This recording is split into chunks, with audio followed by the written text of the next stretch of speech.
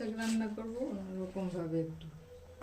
কতগুলো পেঁয়াজ দিলাম, সিদ্ধ করছি কিন্তু জল দিয়ে, জল আছে নিচে।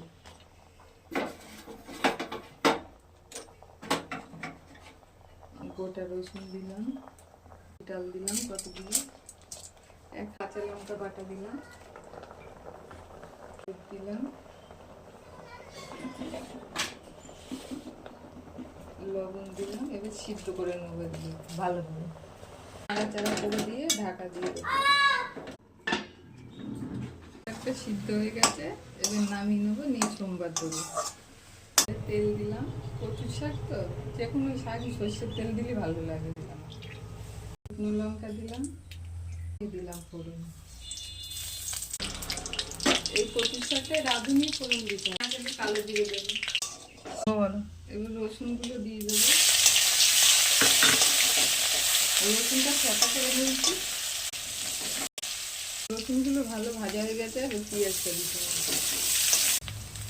সব রসুনগুলো এবার দিয়ে দিলাম কচুর শাকটা।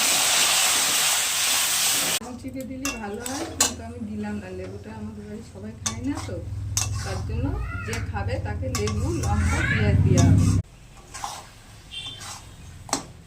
লেবু চিপে দিলে লেবুটা দেবো না, যে খাবে তাকে দেবো। আর হলো কাঁচা লঙ্কা আছে, নামিয়ে দিচ্ছি। একবার সবাই এরকমভাবে রান্না করে খেয়ে দেখবে। হয়ে গেছে মুসুরির ডাল দিয়ে কচুর শাক। ভিডিওটা ভালো লাগলে লাইক, কমেন্ট, সাবস্ক্রাইব অবশ্যই করবেন। আজ একটা নতুন রেসিপি, এটা একদমই নতুন।